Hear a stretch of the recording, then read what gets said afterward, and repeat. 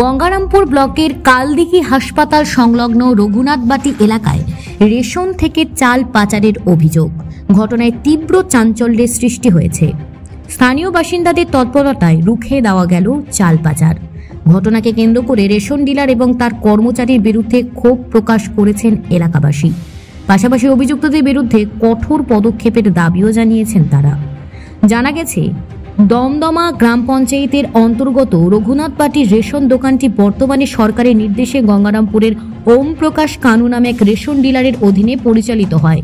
অভিযোগ, সোমবার ভোরে ওই দোকানের কর্মচারীরা প্রায় 23 বস্তা চাল স্থানীয় কয়েকজন চাল ব্যবসায়ীর কাছে বিক্রি করার চেষ্টা করছিলেন। এই সময় এলাকাবাসীরা পাচারের ঘটনাটি হাতে নাতে ধরে ফেলেন। তবে পরিস্থিতি বেগতিক দেখে দুজন অভিযুক্ত ব্যবসায়ী ঘটনাস্থল থেকে পালিয়ে যান। ঘটনার পর স্থানীয় বাসিন্দারা রেশন ডিলার এবং কর্মচারীর বিরুদ্ধে ক্ষোভ উগরে দিয়ে অভিযুক্তের কঠোর শাস্তির দাবি জানান। এ বিষয়ে আনোয়ার আলী আহমেদ জানান, এখানে অ্যাকচুয়ালি রেশনের মাল সকালবেলায় বেরিয়ে যাচ্ছিল। এরকম নিত্যদিন প্রত্যেকদিনই বেরিয়ে যায়, যেহেতু সোমবারে রেশনের দুয়ারে সরকার নেই আর সেজন্য মালটা আজকে ধরা গেল। অন্যান্য দিন এটা ভোরবেলা এই 6টা এরকম কিছু একটা হবে, অ্যাপ্রক্স 5:30 6টা এরকম কিছু একটা হবে। তো কথা হচ্ছে যে রেশনের মালটাকে এইভাবে এরা নিত্যদিন চুরি করে, এলাকার লোক রেশন পায় না। আর এর সঙ্গে সরাসরি যুক্ত রেশন ডিলার যে বর্তমান যে আছে ওম প্রকাশ, ওর ডিরেক্টলি ও যেহেতু এটা এখন পরিচালনা করছে, আমরা ওকেই ওর বিরুদ্ধে আমাদের এলিগেশনটা মেনলি আমরা গ্রামবাসীদের আজকে আটক করেছি। এটার একটা আমরা সুষ্ঠু সুরাহা চাই, যেন সঠিক লোক সঠিক মাল পায়, এলাকার লোক সঠিক মাল পায়, আর এই চুরি চামারি যেন। কিন্তু এখনকার যে পলিসি এরা এইভাবে যে ভিতরে এই উদ্যোগের যে অপব্যবহার করবে সেটা তো লোক বুঝতে পারছে না। কিন্তু আজকে আমরা হাতে নাতে ধরে বুঝতে পারলাম যে এই ব্যবহারের এই সুযোগের অপব্যবহার ডিলাররা করছে, সরাসরি মাল চুরি করে মাল বিক্রি করছে। যারা ন্যায্য পাওনাদার তারা মাল পাচ্ছে না। একই অভিযোগ করেন স্থানীয় বাসিন্দা রফিকুল ইসলাম। রাত 4টার সময় আমি পুকুরে ব্যবসা করি স্যার। রাত 4টার সময় আমি বাইক নিয়ে যাচ্ছিলাম পুকুরে, দেখি এখানে একটা ভটভটি দাঁড়িয়েছিল। কিছুক্ষণ পরে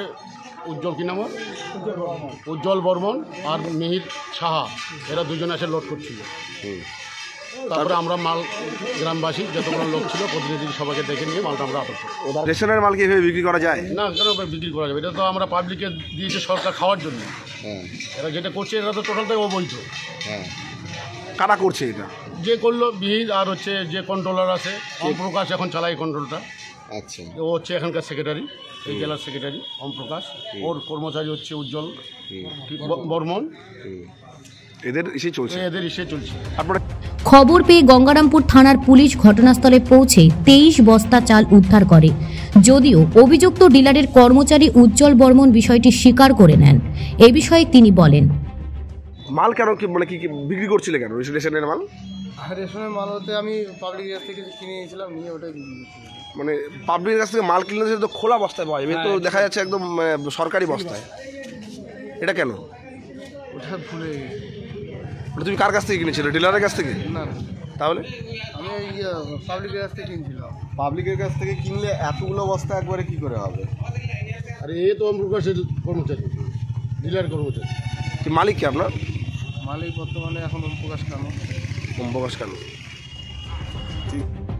এই ঘটনার পর গঙ্গারামপুর ব্লকের বিডিও অর্পিতা ঘোষাল জানিয়েছেন, অভিযোগ প্রমাণিত হলে কঠোর ব্যবস্থা নেওয়া হবে।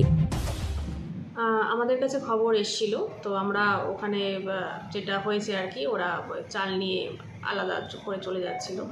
তো আমরা এখান থেকে আমাদের যিনি ইন্সপেক্টর সাহেব আছেন, যিনি পিডিএসটা দেখছেন, ওনাকে আমরা পাঠিয়েছি আপাতত সেই বিষয়টি যাতে ভালো করে দেখা হয়।